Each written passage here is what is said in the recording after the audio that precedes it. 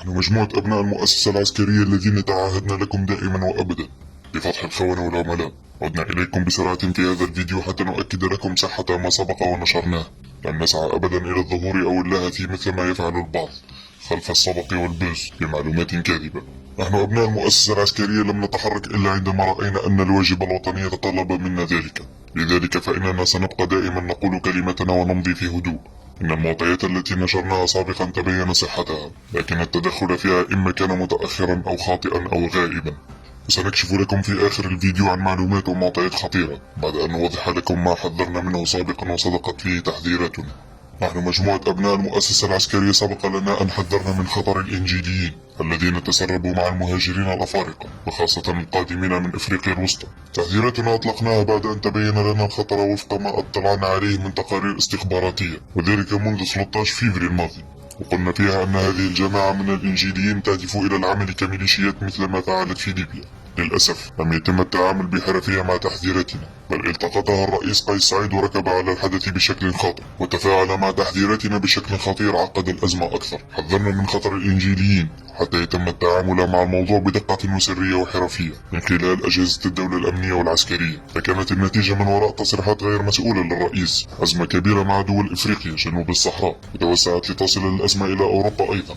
نحن مجموعة أبناء المؤسسة العسكرية حذرنا ونشرنا كل التفاصيل، وثبت صدق ما نشرناه. صدق معطياتنا ومعلوماتنا أثبتناه في مرات عديدة، وهو دليل على أننا نعمل وفق ما يقضي علينا الواجب الوطني تجاه بلدنا وجيشنا الأبي. نشرنا أيضا بتاريخ 26 نوفمبر 2022 معلومات عن قضية التآمر على أمن الدولة، أو ما يسمى بقضية 25 عميل التي ينظر فيها القضاء العسكري الآن. وكنا سباقين في نشر تلك المعلومات حتى قبل أن يتحدث عنها الإعلام وقبل أن تخرج للعلن. نشرنا حولها معطيات تؤكد أساس القضية وكيف أنها ستطيح بتوفيق شرف الدين، وأكدنا أن القضية لم تكن سوى طعم وضعته وكالة استخباراتنا العسكرية وابتلعه توفيق شرف الدين. وتأكد ما نشرناه بعد إيقاف المدعو وليد البلطي وكشف أسماء الخلية كاملة وارتباطاتهم. لذلك نعلمكم نحن مجموعة أبناء المؤسسة العسكرية أنه سيتم إيقاف توفيق شرف الدين خلال الأيام القادمة تحت هذه القضية، ليتأكد صدق ما قلناه مرة أخرى. نحن أبناء المؤسسة العسكرية حذرنا أيضا منذ أيام فقط من مخطط يتم الإعداد له ستصل شظاياه إلى دول الجوار، وحذرنا من أنه يتم التخطيط لضرب شخصيات حكومية ليبية من خلال اتهامها بالتخطيط لاغتيال قيس سعيد في قاعدة الواطية الليبية. وذكرنا أيضا أن وزير الداخلية الليبي تم التجسس عليه في مكان إقامته خلال حضوره أشغال مجلس وزراء الداخلية العرب. كما حذرنا من أن حربا إقليمية تقودها المخابرات المصرية والفرنسية بأيادي تونسية تحاول إفساد العلاقات مع ليبيا، وهو ما ثبت بالفعل من خلال انسياق قيس سعيد في هذا المخطط وتصريحه الغريب مع ساعات فقط من نشرنا تلك المعطيات، والذي تلقيناه بصدمة كبيرة، خاصة وأن موضوع الجرف القاري وحقل البوري تم الحسم فيه دوليا لصالح ليبيا. بعد تحذيراتنا أيضا بدأت تحركات سريعة لأطراف إعلامية وأمنية فاسدة ومتورطة في قضايا إرهابية تحاول ضرب العلاقات مع ليبيا من خلال التسويق في الإعلام إلى إيقاف شخص وهو صحفي يدعى عين لام بحوزته أطنان من الوثائق حول كيفية التخطيط مع الليبيين لاغتيال الرئيس قيس سعيد،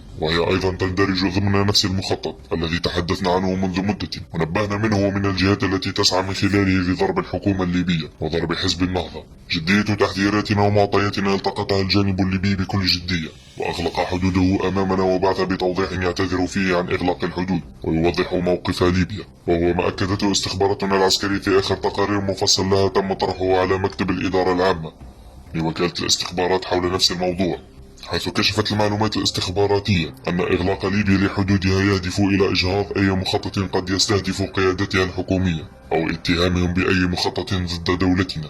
نحن أبناء المؤسسة العسكرية أثبتت الأيام صحة ودقة كل ما نشرناه، لذلك نؤكد لأبناء شعبنا وأبناء مؤسستنا أن الأيام القادمة ستشهد حملة ضد العديد من رجال الأعمال، حيث علمت مجموعتنا من مصادر موثوقة وفق معلومات أمنية دقيقة أنه تم تخصيص عديد الغرف داخل ثكنة العوينة وتم تهيئتها جيدا، وسيتم اعتقال عدد من رجال الأعمال في هذه الغرف بنفس الطريقة التي جرت في السعودية عام 2017 في فندق ريتز كارلتون. كما أنه وفق ما لنا من معطيات فإنه سيتم إجبار رجال الأعمال على التنازل عن جزء من ممتلكاتهم للدولة، خاصة وأنه لم يتم إيجاد أي ملف ضدهم حتى الآن. كما سيتم ابتزازهم إما التنازل على ممتلكاتهم مقابل إطلاق سراحهم أو الإبقاء عليهم في غرف الإيقاف إلى أن يخضعوا لذلك فإننا نحن أبناء المؤسسة العسكرية نحذر من الإقدام على هذه الخطوة نظرا لخطورتها على الاقتصاد الوطني، ونؤكد على ضرورة حل كل المسائل العالقة وفق القانون حتى نضمن عدم هجرة رأس المال الوطني. كما نجدد تأكيدنا مرة أخرى على أن ما نعرضه ليس تكهنات بل معطيات دقيقة سيثبت صحتها خلال الأيام القادمة، مثل ما ثبت صحة ما نشرناه من قبل.